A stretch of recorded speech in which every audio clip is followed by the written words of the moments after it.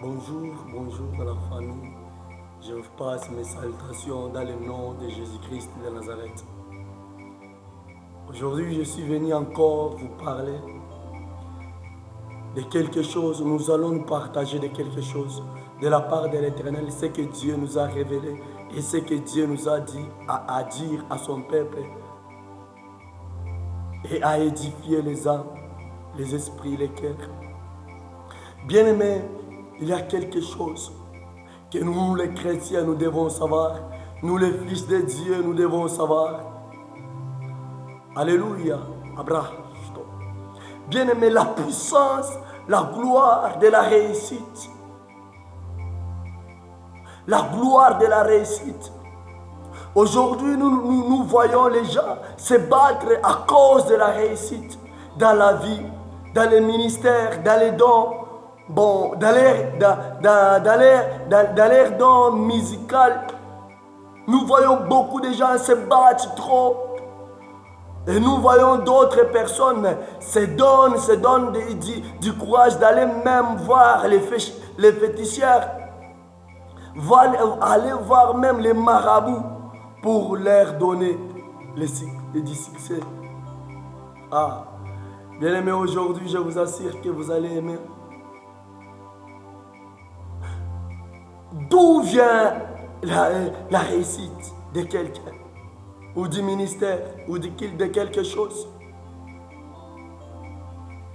La puissance de la réussite est cachée dans le Christ. Ah, je crois, beaucoup de gens vont aimer.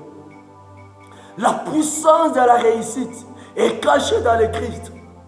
La puissance de la réussite est cachée aussi en toi. C'est toi, tu ne te connais pas, tu ne prends pas connaissance de toi-même. Mais aujourd'hui, je suis venu te révolter, de prendre conscience du Christ dans ta vie et de ce que tu es, et de ce que tu seras, et de ce que tu es en train de faire. Prendre conscience de ta vie, prendre conscience de ta carrière musicale, prendre conscience de ta carrière ministérieuse, prendre conscience de tes dons, prendre conscience de ta vie, prendre conscience de tes pensées, prendre conscience de tes révélations, prendre conscience de tes inspirations.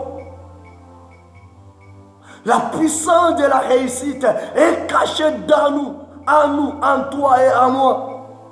Si nous découvrons que moi je suis capable de faire ça, il te suffit juste de le faire et de trouver la réussite à travers ces choses-là. La réussite, on ne la trouve pas en train de quémander à faire beaucoup de choses pour que les gens fassent ça. Non. Nous trouvons la réussite lorsqu'on donne du meilleur au peuple, aux gens. C'est lorsque nous trouvons la réussite. Lorsque tu donnes le meilleur de toi-même, le meilleur de toi-même. Lorsque tu fais sortir ce que Dieu a mis en toi, lorsque tu t'éclates dans ce que Dieu a placé en toi, lorsque tu le fais sortir, lorsque tu veux le montrer aux gens, tu dois le montrer avec force, avec courage, avec patience, avec fermeté. Bon, bien aimé, ce qui nous tue aujourd'hui, si je vais faire quelque chose, j'ai quelque chose dans mes pensées. Peut-être vous aussi, ça vous arrive des fois. Que peut-être je vais organiser quelque chose, une manifestation, peut-être, par exemple. Alors, ce qui va tuer cette organisation en question, c'est mes pensées. Lorsque je mets dans mes pensées que cette organisation, je veux que ça puisse faire ceci, cela, je veux que beaucoup de gens puissent répondre, je veux que les miracles puissent se faire, je veux que ça et ça, les maladies soient guéries, les gens qui n'enfantent pas puissent enfanter. Lorsque nous mettons ces choses dans nos têtes, là, ce n'est pas Dieu qui pense ça, c'est toi-même, c'est moi-même, je pense ça. Là, il n'y a pas la volonté de Dieu. Là, il n'y a pas la volonté de Dieu. Tu peux te dire que dans cette manifestation, je vais opérer des grands miracles. Mais Dieu ne s'attend pas que toi, tu puisses opérer des miracles dans cette manifestation. Mais Dieu attend de toi que tu puisses évangéliser, donner une bonne parole qui va édifier l'église, qui va édifier le peuple. Mais toi, dans tes passages, tu te dis que moi, dans cette manifestation, je vais opérer des grands miracles. Mais ce n'est pas ce que Dieu a voulu que tu puisses faire. Dieu a voulu que tu puisses annoncer la parole de l'évangile, la parole de repentance, la parole d'édifier les âmes, la parole de sauver les âmes perdues. C'est ce que Dieu attend de toi. Aussi, je peux me dire que dans cette manifestation, peut-être que on peut m'envoyer une invitation. Que dans cette invitation, je vais aller prophétiser. Je vais prophétiser comme je n'ai jamais prophétisé. Je vais faire des grandes choses comme je ne l'ai jamais fait. Mais ce n'est pas ce que Dieu attend de toi. Ce n'est pas ce que Dieu attend de toi.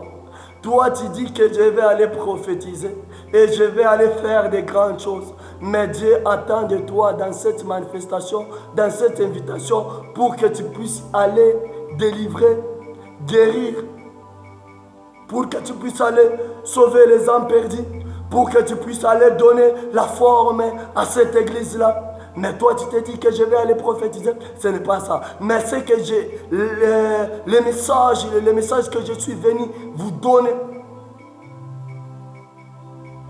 c'est de croire en Jésus et de chercher la volonté de Dieu dans tout ce que nous faisons. Tu peux être un musicien. Est-ce que Dieu t'a appelé dans les musiques, peut-être dans les carrières musicales? Aujourd'hui, tu te retrouves prophète. Est-ce que c'est là où Dieu t'a mis? Aujourd'hui, tu t'appelles évangéliste. Est-ce que Dieu te reconnaît comme évangéliste? Aujourd'hui, tu t'appelles apôtre. Est-ce que Dieu te reconnaît comme apôtre? Aujourd'hui, tu t'appelles que tu es chasseur de démons. Est-ce que Dieu te reconnaît que tu es un chasseur de démons? Aujourd'hui, tu t'appelles que je suis un grand musicien, je suis musicien. Est-ce que Dieu te reconnaît en tant que musicien? Peut-être que tu te dis que je suis musicien, mais tu n'es pas musicien, tu es un prophète. Peut-être que tu te dis que moi je suis prophète, mais peut-être que tu n'es pas prophète. Dieu te reconnaît que tu es un apôtre. Peut-être que tu t'appelles apôtre, mais Dieu ne te reconnaît pas. Peut-être que tu es pasteur, tu t'appelles pasteur, mais peut-être que Dieu ne te reconnaît pas dans le ministère pastoral, mais Dieu te reconnaît comme évangéliste. Bien-aimés, cherchons à connaître la volonté de Dieu dans nos vies, dans nos ministères, dans tout ce que nous, on est en train d'apprendre. Aujourd'hui, tu peux te dire que moi j'ai fait ça, j'ai fait ça. Non, cherchons la volonté de Dieu. Restons dans la volonté de Dieu.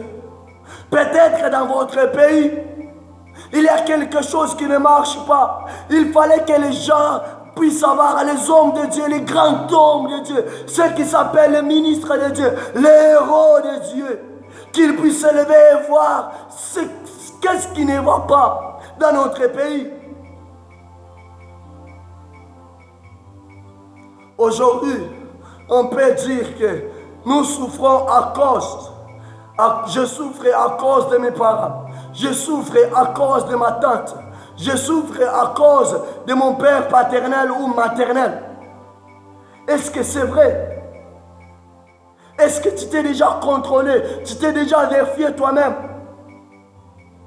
Aujourd'hui, beaucoup de gens disent que si je ne trouve pas du boulot, si je ne trouve pas quelque chose de bien dans ma vie, je commence à avancer des raisons que c'est ma mère qui m'a ensorcelé, c'est ma tante qui m'a fait ça, c'est ma tante, oh c'est mon oncle paternel ou mon oncle maternel qui m'a fait ça. Non. Est-ce que tu t'es déjà contrôlé? Aujourd'hui, je suis venu réveiller la conscience de quelqu'un. Regarde là où tu es tombé. C'est ce qui nous fait souffrir. Oui, c'est ce qui nous fait souffrir. Lorsque nous tombons, et c'est maintenant là que Dieu quitte dans nous. D'ailleurs, la Bible elle dit ceci. Ce qui nous sépare des Dieu, c'est nos péchés, nos actes. Ce n'est pas les actes de nos parents. Ce n'est pas les actes de nos tantes. Ce n'est pas les actes de nos oncles paternels ou maternels. Non, c'est nos actes moi-même. Nous devons prendre conscience de nos actes. Peut-être tu as déjà dévergé plusieurs filles. Leur vie est déjà immolée. Elles souffrent à cause de toi. Son mari là, toi tu l'avais promis que je vais te prendre en mariage, je vais te marier. En couchant avec elle, tu l'as déviergé, tu as abîmé sa vie, tu as détruit sa vie. Vous voyez, lorsqu'il y a une séparation avec cette fille, avec la fille en question, vous aviez déviergé ou peut-être les garçons en question, vous aviez détruit sa vie. Lorsqu'un jour, il va se retrouver, peut-être on va la prendre en mariage. Et l'homme en question va la marier. Il va commencer à lui injurier. Je t'avais épousé déjà, tu es des vierges. C'est déjà quelque chose de mal vous avez sémé dans cette fille. C'est déjà quelque chose de mal vous avez déjà sémé dans cet garçon. Bien-aimés, regardons nos actes et répentons-nous. Peut-être que tu te dis que ce que je suis en train de souffrir, peut-être que c'est quelqu'un de mon quartier qui a détruit ma vie. Non. Regardons la source. Retournons à la source. Qu'est-ce que tu as déjà fait dans ta vie? Qu'est-ce que tu as déjà fait dans ton passé? Qu'est-ce que tu as déjà fait dans ton passé? Qu'est-ce que tu as déjà fait? Qu'est-ce que tu as déjà détruit la vie de combien de gens dans ton passé? Mais aujourd'hui, tu prends les gens pour les mauvais. Non, mes bien-aimés. Non, mes bien-aimés. Regardons nos actes. Cherche à chercher la sanctification, la crainte de l'Éternel et à te repentir et à reconnaître tes actes mauvais. T'as déjà pris, t'as déjà levé, t'as déjà mis la déception, t'as déjà mis l'infidélité dans les cœurs ou dans les mariages de plusieurs personnes. Tu t'appelles que moi je suis le beau gars du quartier. Tu t'appelles que moi je suis le beau gars de notre église. Tu t'appelles que moi je suis le beau gars de mon école ou bien de mon université. Tu t'appelles que moi je suis le grand sapeur de mon quartier, de mon église, de mon parcours, de mon environnement. Je suis le beau gars et le vrai sapeur. Tu t'appelles que je suis jolie de ma quartier, la plus belle de mon quartier, la plus jolie de mon église, la plus jolie de mon entourage, la plus jolie de mon école, la plus jolie de mon lycée, la plus jolie de mon université. Tu t'appelles que je suis reconnu, mon nom est appris de l'ampleur dans mon quartier. Bien-aimé, tu t'appelles, tu te nommes, tu te surnommes plusieurs noms en disant ceci: personne ne peut se comparer à moi. Personne ne peut se comparer à toi. Qui es-tu pour dire cela? La beauté que tu as, c'est Dieu qui t'a donné. Les swag que tu portes, c'est Dieu qui te les donne. Les noms que tu te glorifies, que je suis renommé dans mon quartier, dans ma quartier plutôt. C'est Dieu qui te l'a fait. Si ce n'était pas Dieu, tu n'allais pas te retrouver ce que tu es là aujourd'hui. C'est Dieu qui t'a fait cette grâce. Alors, ce qui nous tue, c'est quoi? Si Dieu te relève, te donne une élévation, là on ne glorifie plus Dieu, on commence à se glorifier nous-mêmes. C'est ça le problème. Si Dieu te donne quelque chose, ne te glorifie pas. Et glorifie ton Seigneur. Et ta vie va changer. Et tu iras de gloire en gloire, de victoire en victoire. Bien-aimés, cherchons à vivre dans la volonté de Dieu. Si quelque chose de mal t'arrive, cherche à connaître la volonté de Dieu. Cherche à demander Dieu, ce qui m'est arrivé, est-ce que c'est ta volonté ou bien ce n'est pas ta volonté? Si Dieu te dit que c'est sa volonté, ne parle pas, garde patience à ses paroles, à sa volonté, à ce qu'il fait.